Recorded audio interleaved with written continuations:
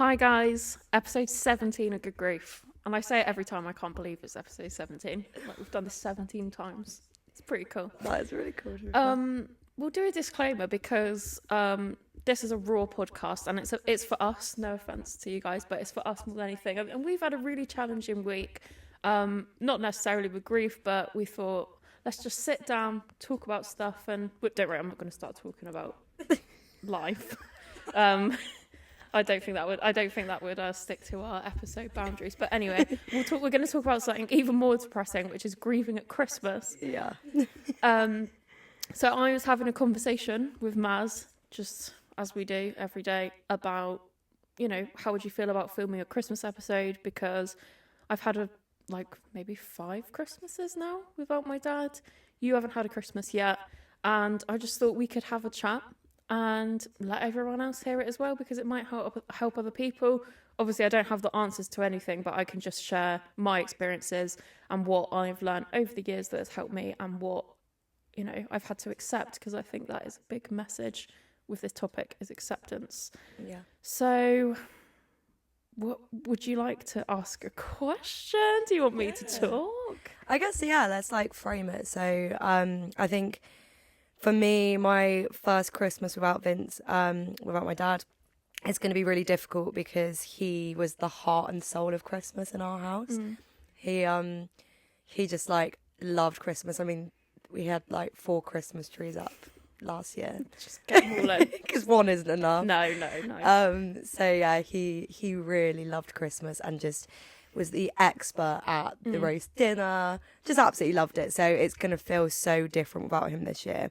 And I guess I'm not looking forward to it this year, but that's why we're kind of doing things differently. Obviously, we're going to the Indian, which will be really nice. I'm just treating it as a friends get together day. Yep. Really. Yeah. Because I don't want to pretend that everything's fine when it's not. Would you say that already? Because, I mean, why is everyone starting Christmas so early this year? I swear to God this is a record, but how are you feeling seeing festive stuff around? Are you get me away from it, I need to walk in another direction? Or are you wow, it's happening? Are you feeling anything towards it at the moment? Or not at the moment, I would say. I think I'm aware that it's happening, but I'm just putting it to the back of my mind. Yeah. I am looking forward to elements of it. But yeah, it's for me, I guess it's not a slap in the face like Father's Day was, where it's just it's really kind of in your face with father. But yeah, I think I'll probably find it harder as it gets on. What I am really nervous about, more than Christmas actually, is the new year.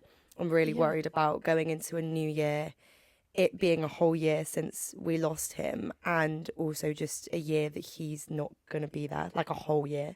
I think Christmas and New Year go hand in hand, in the sense that it's like putting family under a microscope, and when you're going through grief, and obviously losing our dads, you can't ignore it. And the New Year is really weird as well, in the sense that you're celebrating walking into something, but you're I don't want to leave that year behind, even though it was, obviously the worst year of my life. Well, exactly. Worst and best. And obviously got married, but exactly. Yeah, and the highs and lows. It's such a weird time, and Christmas is hard for that, because you get over Christmas and you're right, crimbo limbo, and then it's oh God, New Year, and then January, and then of course the anniversary. Sorry, you're gonna have a shit time, mate. No, I'm joking. Sucks to be you.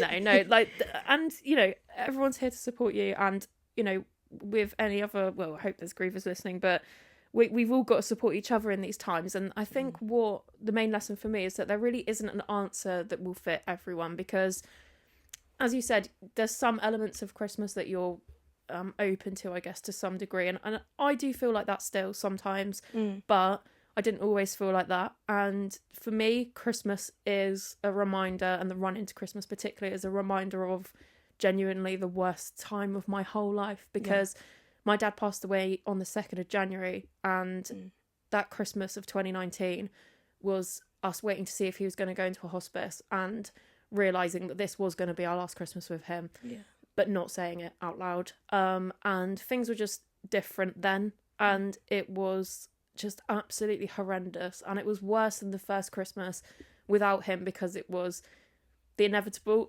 Yeah. We're all like, yeah, Christmas. Oh, my dad's dying upstairs. Yeah. And, you know, I literally have a vivid memory of me, Daisy, and mum sitting around the table eating Christmas dinner, knowing he can't come down here. This is rubbish. And but none of us wanted to address it, because what do you do? Yeah. What do you do? Yeah. The Christmas after was pretty hard as well. To be honest, I don't remember it. You know, the things are just so. I mean, I can imagine, like, in sort of the later stages of February, like, I can imagine for you when you look back what happened. Oh, it's such a blur. Yeah. It's all a blur, and I feel like that, especially around Christmas time, because of when my dad died and everything that happened. But I have noticed a shift in how I deal with Christmas, and it's because I've realised that I have to stop chasing what I think Christmas is based on my childhood, which is what I would recommend to you. And it's horrible, because it's like you're leaving behind incredible memories, but they're not going to go anywhere. Yeah. You'll always have them. Yeah. But it's now about making something that is extremely tough, something that in the first few years you can slowly transition into something that you can make completely new and completely what you need. And for us, it's us going for a curry and a walk and getting drunk and doing what we can. It will have tears, we'll have laughs, but it's just creating a safe space with no expectation. Yeah. How do you feel about sort of the word expectations? Because I would say that is poignant. We love that word, don't we? Because the one thing I could say to you over and over again, which I've probably said a lot over your grieving journey, is set no expectations. Yeah. You know, you don't have to go into Christmas and think, well, Rose, you know, with Rose's Christmas, she just acted like it wasn't Christmas. It's like, no, because sometimes you might think, oh, it is nice. Yeah. Like, I don't know, going Christmas shopping or seeing lights, it's nice. Yeah, yeah. But it's painful. What do you think about? Yeah, I think the same. Like, at the moment, I was speaking to Susie earlier, actually, because she put our Christmas tree up last weekend. She's the losers we were talking about at the beginning. Yeah, but she's alright, because she's Susie. Yeah, she's Susie. She gets away with it.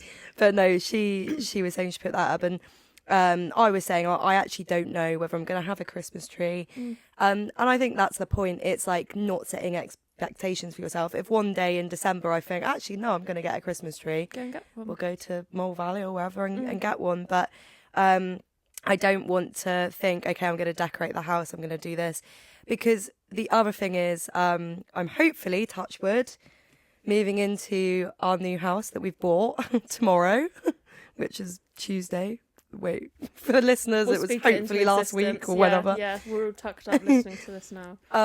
But I think because I'm going to be in a new house, that's also a milestone in itself, because it's a place that Vince has never seen. So that's going to be really difficult. I know that. But because it's a new house, I might not feel like it has been the last 6 years here where I've put up a Christmas tree. So it's not like kind of papering over the cracks, which is what feels like it sometimes with Christmas and things like this, I guess. Like, if you're doing the same traditions but without that person, it just feels like such a huge hole, and it feels like you're pretending everything's okay when it's not. But in this situation, because I'm going to be in a new environment, I might think, actually, no, I do want to put up a Christmas tree. It's my, first home that I've bought with Harry. It's incredible. It is incredible. Like you say, it's kind of setting new standards, expectations, traditions. Obviously, you don't want to do it without that person, but you do need to move forward. And I know it's going to be really challenging, but I guess I'm just treating Christmas as a day to reflect about Vince and, think of all those lovely memories I had with him, but also set new traditions moving forward. As painful as it is, as you said, but it might be that I don't celebrate Christmas on Christmas Day with my family moving forward, because I know that it's going to be really hard for them as well. I mean, I think that's like great to hear almost, because you're completely open to doing whatever you want, and you're also accepting the fact that it's I hate about grieving at Christmas is like it is like a really jolly time, but there's always a sadness with Christmas, I think. Like even when I knew that, like when I grew up having a family unit, it's always such a time of reflection. And now that I've lost my dad, I've had like Christmases where I'm like, especially being at home in the family house with Mum and Daisy, and as you just said about obviously if you were still here at this place, it's like you're waiting for, you know, everything's the same. You've got the same tree, you've got whatever decorations, like Christmas is any other year, but that person's not going to walk through the door. You're not going to have a call from that person. You'll hear the songs and they'll make you feel sad rather than think, oh God, he'd be singing that right now. Yeah.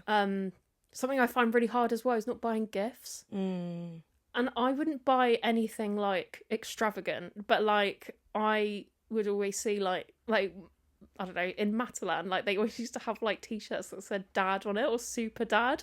And I've got loads of them at mine now because I didn't want to throw them away. And now I just look at them like as if he wore that, bless him. Like we actually made him go out in that. But I find that really tough. It chokes me up more than anything, is going into shops when it's festive, like festive time. That was weird. Christmas time. And just seeing things that I'm like, I won't be buying that. I won't be buying that. And it's just pretty shit. And it's just like, as you said, like the hole that's never going to be filled. That sounds a bit odd. And it's shit. As I said again, is there anything like that? Can you think? Because I know Vince and music is very big for you. Yeah. Is there anything that you like right now are thinking, God, I'm absolutely fearing that? Do you know what? I'm actually fearing more Boxing Day than Christmas because You used to go out, didn't you? yeah, we'd always go to watch Warm It's the Town play. And it would be like a big piss up with like my uncle, my cousins, like the whole like squad would be out, like my whole family. And like last year Vince got absolutely annihilated. Like he was just so funny. And I just remember like stumbling home, like singing made up songs with him. So I think that's going to be really difficult. Like that, for me, that was always the thing I look forward to most around Christmas time, like the Boxing Day, like football. So yeah, I think that's going to be difficult, and I'm just not going to do it because I know being at Warm It's Town Football Club already is a huge thing that I associate Vince with.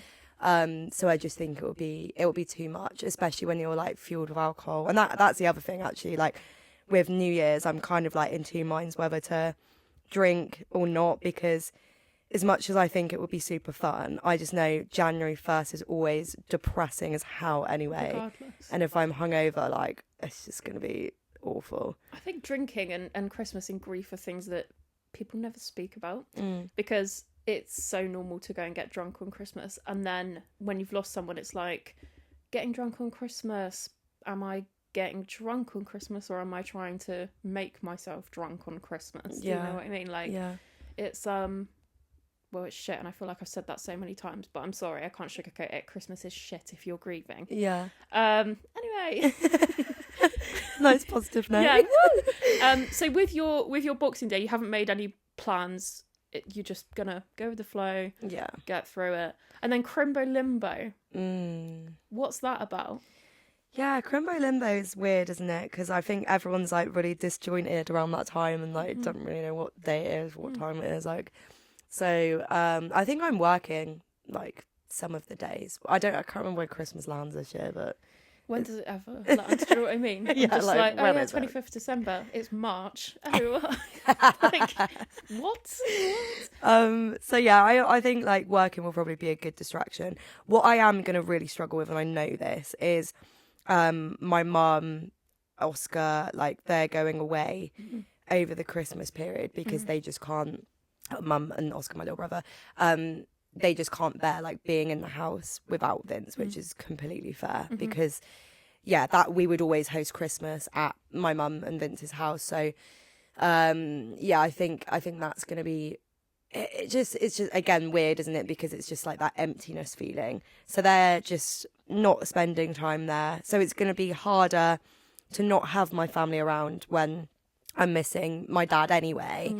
But I think I'm happy for them that they're doing that because I think that's really important for them, especially my brother. I mean, he's really excited about Christmas actually, but I don't. He's only 14, so I don't think it's really hit him the magnitude of it, and I don't think it probably will until like he's there on the day. So I understand why my mum wants to kind of take him out of the situation and just do something different again. Like as we said, I think it's just doing something that isn't just papering over the cracks that's like just pretending everything's as it usually is when it's clearly not. Well, no, literally. And I think back to that Christmas that me, Mum and Daisy had, and we literally just left a chair like unoccupied. But like looking back, I'm like, what the fuck were we thinking? As if that wasn't going to really upset us. It's like we might as well just like put a. But we didn't even do it on purpose. Yeah. That's what I mean. It was just there. So it was like, could have just put like, I don't know, a stuffed toy? Why am I saying weird things today?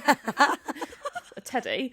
But I was like, I don't know. I think Christmas is really trial and error, because we might have our Christmas this year and you could be like, oh, do you know what? I could, crank up the festiveness next year. And then you do that and you're like, actually, I don't like that at all. And it did take me like a good, last Christmas I found it tough. Yeah.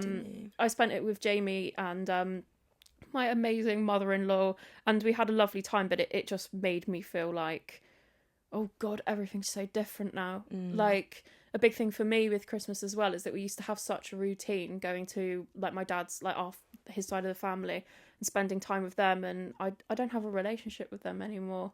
So it's like, how it happened, and also what one person holds together during their life, and then you're forced into remaking plans, and like, so for me in those situations, like, I don't like the memories. It was so happy and I love it, but it's too painful for me even now.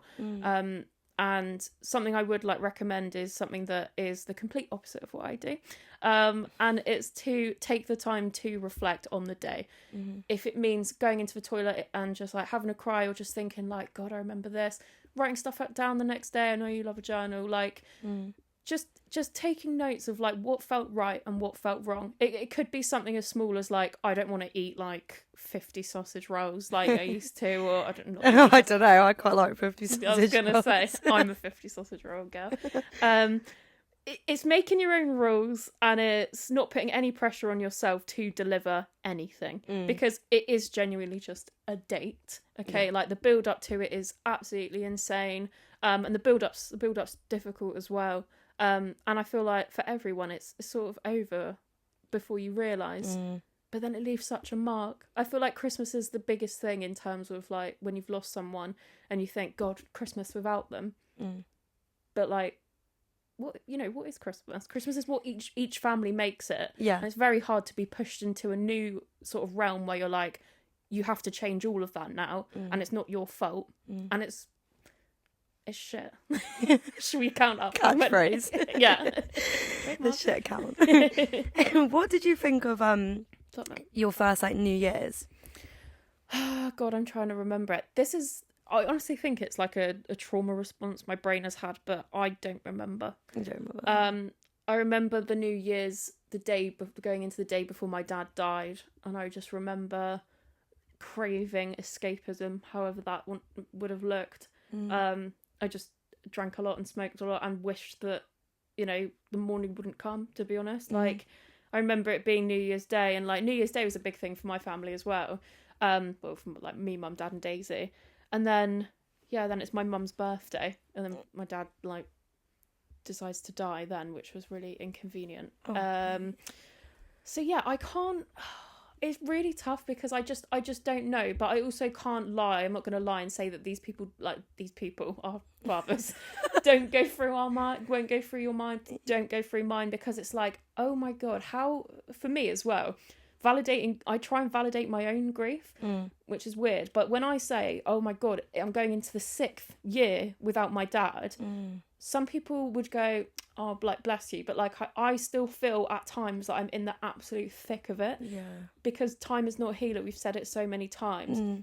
I think that's what's tough about New Year, when you get like sort of deeper into it, because it's like, soon it'll be 10. Time passed, yeah. And it's 10 years of things that I haven't been able to tell him. Yeah, or, I know.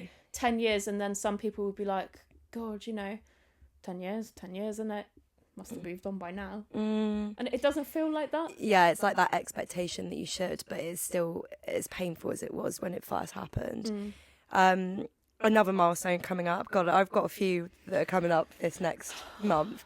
So obviously moving into a new house, Vince's birthday, my dad's birthday, next month. Oh God. 10th of December.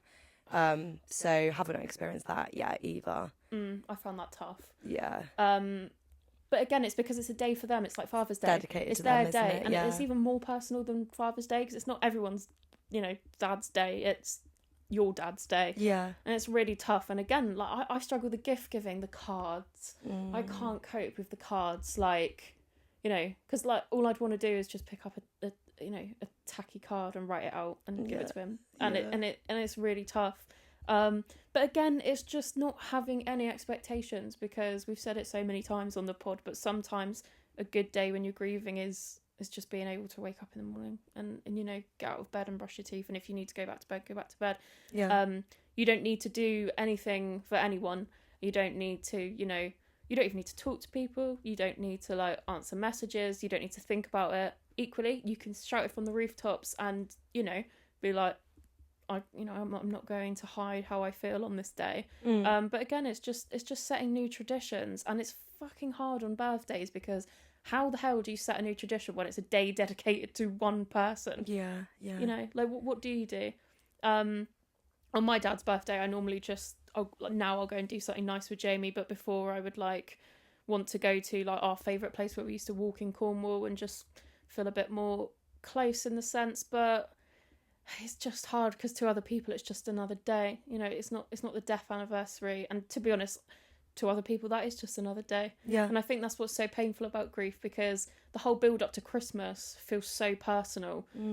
Who cares? Who cares? No one cares. And you do feel that, you know, your friends and everyone cares, but like, you know, you can't tell work, or you can't tell someone else that, you know, I'm having a really awful month and I'm finding it hard to even face social media or face going outside and there's Christmas decorations everywhere. Yeah. It's like, it's just all too personal. Yeah, I find that with like people asking me like what, like people at work and like other people I know have like asked, oh, what's your plans for Christmas? And it's like, I know obviously like they aren't gonna always be expected to like tread on eggshells, but it's like, guys, it's my first Christmas, like obviously I'm not looking forward to it. Yeah, she's like, I'm buzzing, I'm doing a show.